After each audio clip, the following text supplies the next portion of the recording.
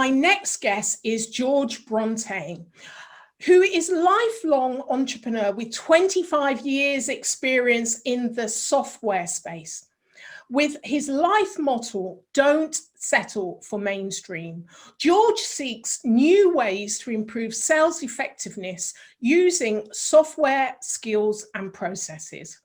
He shares his thoughts on the award-winning blog, Art and Science of Complex Sales.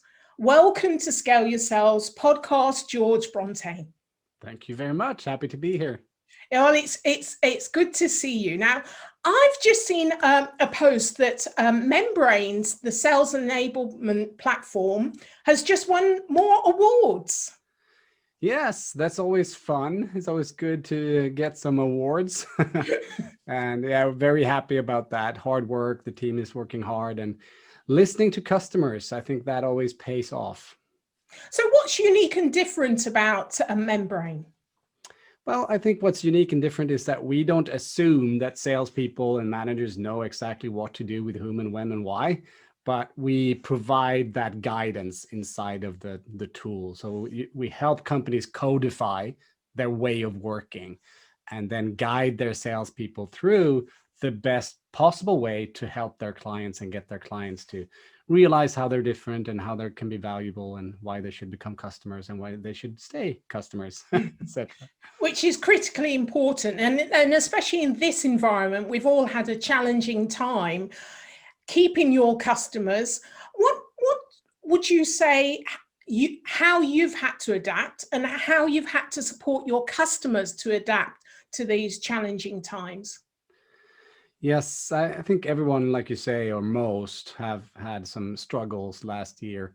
And we've done a lot of different things. Some of our customers have had really tough times. Of course, we've had to sort of adopt and try to help them as best as we can. Some have gone out of business.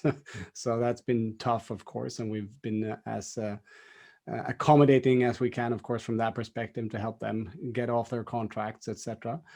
But in general, it's been for us a matter of understanding how we can just be easier to work with, I think.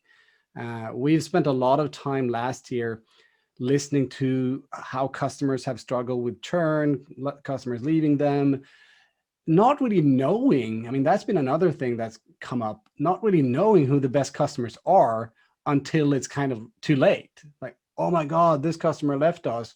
And they are so important to us. But looking back at the relationship and at everything we've done, we haven't really done enough. So you see that in hindsight. So we spent most of last year developing new technology for increasing sort of your way of managing existing customers, providing that proactive support and understanding which ones are the most important ones and how you should work with them to get closer to them and help them grow. It amazes me. I do a lot around key account management and helping companies with my program Scale Your Sales to really understand who are your key customers. Yeah. It amazes me how many businesses and companies that I work with that don't really understand that. And it isn't always about revenue.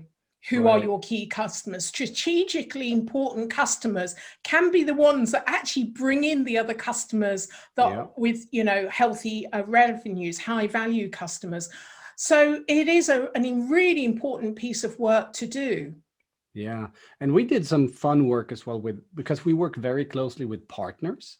Our partners are sales trainers and management consultants, those who want to help customers really go from a strategy to executing a process and guiding and coaching, etc. And we wanted to do sort of we didn't want to lose partners as we didn't want to lose clients, but we did this exercise to try to figure out who's the best partners.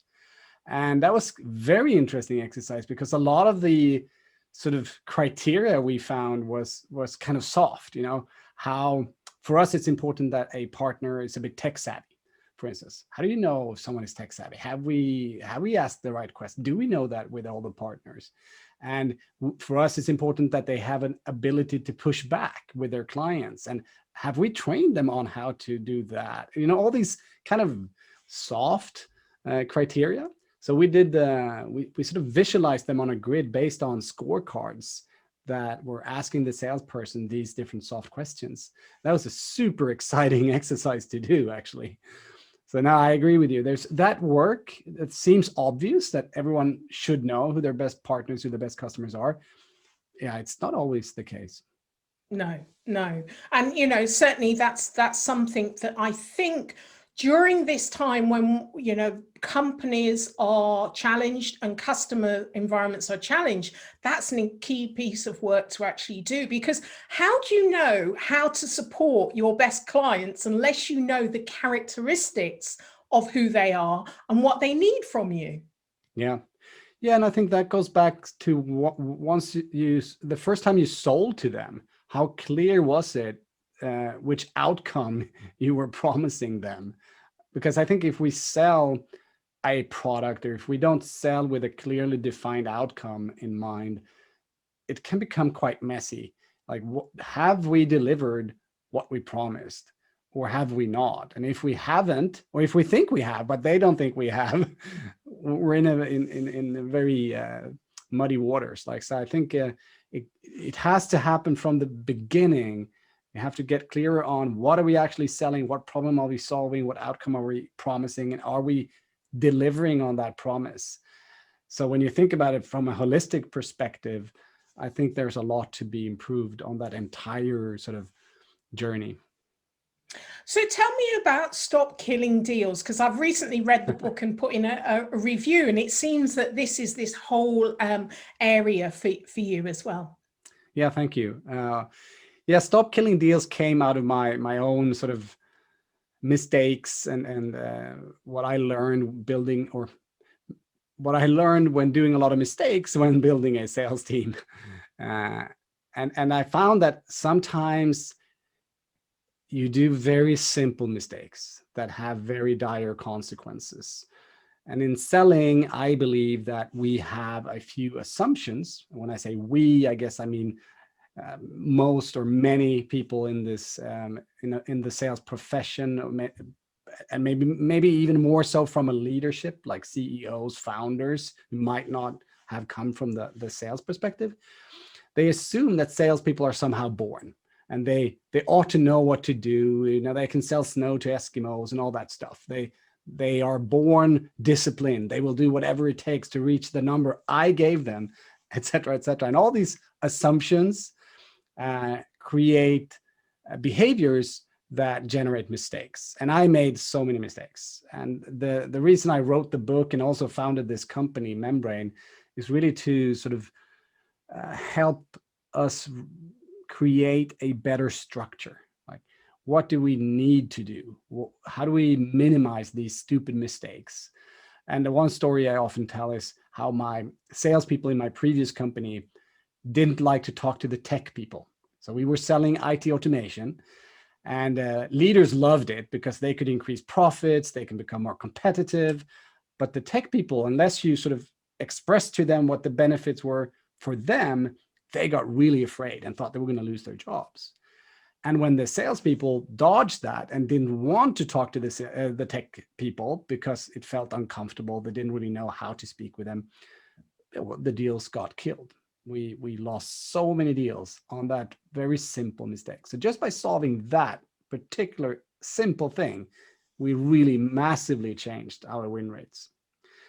So the name is about Stop Killing Deals, is really about we can improve so much by just making sure we do the basic foundational stuff right. Like you said with the account planning, do we even do it? Do we even know who the best customers are? Do we have a grid that visually shows us who our best customers are? Or do we have it in an Excel file somewhere that nobody looks at more than once a year? These simple things, we just have to stop making those mistakes. Yeah, I agree with you on that. So, what practical strategy could you offer listeners to help them get their buyers to buy, or to build long-term relationships? Wow, that's a big question. Yeah, and I think handle it though, George. Yeah, and I think it's all about relevance, right? You need to really understand your customer. What is their problem? What are their aspirations? What do you understand their business really well? And sometimes you also need to, maybe off most of the time, you need to also understand their customers in a B2B environment. But be very crystal clear on what is the problem you can solve and how you need to communicate for them to feel that you are a trustworthy partner in that.